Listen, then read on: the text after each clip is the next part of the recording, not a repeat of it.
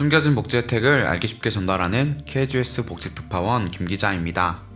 우편함에 들어있는 교통범칙금 안내문을 보면 모두가 깜짝 놀라실 겁니다. 교통범칙금은 내가 언제 규칙을 어겼는지 모르고 받는 경우가 대부분이기 때문입니다. 올해 들어와서 도로교통법이 다방면으로 변경되고 있는데요. 바뀐 도로교통법 시행규칙이 또 추가되었습니다. 오늘은 올해 들어와서 변경된 도로교통법과 추가된 법들을 정리해서 알려드리겠습니다. 오늘 영상 꼭 끝까지 시청하셔서 범칙금 폭탄 피하시기를 바랍니다. 몰라서 못 받는 복지 혜택 이젠 놓치지 말자. 구독과 좋아요, 알림 설정을 눌러주시면 보다 빠르게 소식을 받아볼 수 있습니다. 어린이 보호구역 횡단보도. 앞으로 어린이 보호구역 횡단보도 색깔이 바뀝니다. 기존 횡단보도는 흰색인데요. 어린이 보호구역에서는 노란색으로 변경됩니다. 행정안전부에서는 2023년 국가보행안전 및 편의증진 실행계획에 따라서 어린이 보호구역에 노란색 횡단보도를 도입했습니다. 기존의 흰색보다는 더욱더 눈에 띄기 때문에 보행자 그리고 운전자에게도 차사고를 방지할 수 있는 효과가 기대됩니다. 최근 어린이 보호구역과 관련한 법이 많아지는데 어디까지가 어린이 보호구역인지 정확하게 표기되어 있지 않아서 많은 분이 혼란스러워 하셨습니다. 어린이 보호구역에서 사고가 나면 더욱 큰 책임을 물게 돼서 아주 중요한 정보인데요. 앞으로는 보호구역에서 발생하는 교통사고를 예방하기 위해서 어디에서 어디까지가 보호구역인지 내용을 확인하기 쉽도록 보호구역 기점 그리고 종점을 도로에 표시합니다. 보호구역 기점 및 종점 표시는 노란색 횡단보도와 함께 시행될 예정입니다. 우회전 신호등. 올해 들어와서 우회전에 관련된 법이 많이 바뀌어서 다들 혼란스러우셨을 겁니다. 운전자뿐만 아니라 단속하는 경찰 입장에서도 혼란스러운 것은 마찬가지였는데요. 그래서 생긴 것이 우회전 신호등입니다.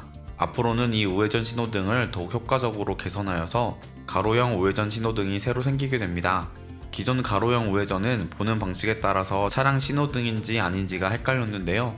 가로형 신호등이 만들어지면 훨씬 더 쉽게 신호를 알아볼 수 있습니다.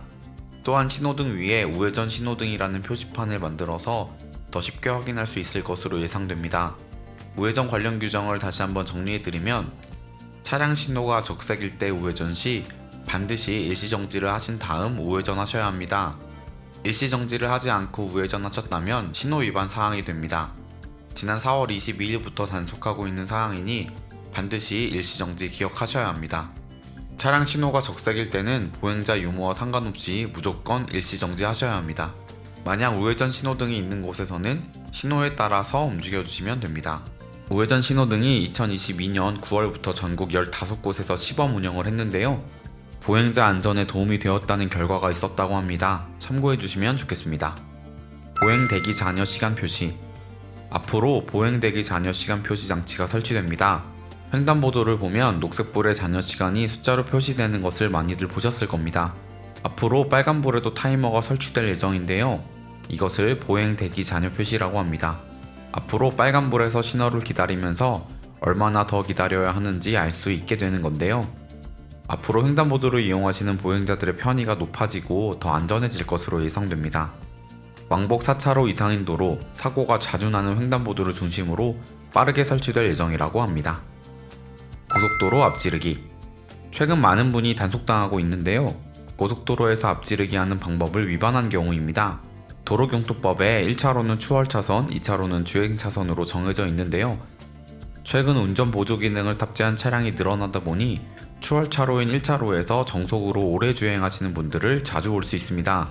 이렇게 1차로에서 정속 주행하다 보면 유령정차 현상이 일어나서 차량 소통에 문제가 생기고 더 나아가서는 사고로 이어질 수 있습니다. 경찰청은 지난 6월 말 지정차로제에 대한 집중 홍보를 진행하고 교통량이 증가하는 7월부터 현장 계도 및 단속을 시작했습니다. 고속도로 지정차로제는 도로교통법에 따라 고속도로를 운행하는 차량은 차종에 따라 소형차는 왼쪽 차로, 대형차는 오른쪽 차로로 주행해야 하고 1차로는 추월할 때만 이용하도록 하는 제도입니다.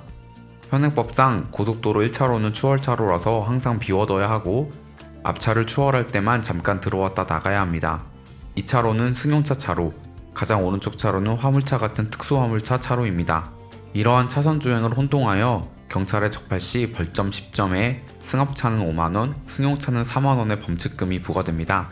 또한 이제는 경찰의 단속뿐만 아니라 2023년 4월부터 다른 운전자의 블랙박스 신고로도 적발될 수 있다고 합니다. 이렇게 적발이 되면 승합차는 6만원, 승용차는 5만원의 과태료를 물게 됩니다. 정말 피해갈 곳이 없는 만큼 오늘 내용은 꼭 유념해 주셔야 합니다. 그러면 버스 전용 차로가 있는 고속도로에서는 어떻게 되느냐고 많은 분이 질문하시는데요. 버스 전용 차로가 있다면 2차로가 투월 차선이 되고 3차로가 주행 차선이 됩니다. 따라서 버스 전용 차로가 있는 곳에 2차로로 정속 주행을 할 경우 단속 대상이 됩니다. 그렇기 때문에 지금 달리고 있는 도로에 버스 전용 차로가 있는지도 확인하셔야겠습니다. 오늘은 변경되는 도로교통법 4가지를 살펴보았습니다. 운전이나 횡단보도 이용은 보통 습관적으로 되는 경우가 많기 때문에 기억하시지 않으면 과태료 대상이 될 수 있습니다. 오늘 내용 반드시 기억하셔서 안전한 도로 생활하시기를 바랍니다. 놓치는 혜택이 없도록 숨겨진 정보를 찾아 나서는 복지특파원, 저 김기자가 앞으로도 도움되는 소식 전달해 드리도록 하겠습니다. 채널 구독과 좋아요, 알림 설정 부탁드리며 더 좋은 정보로 찾아뵙겠습니다. 지금까지 KGS 복지특파원 김기자였습니다.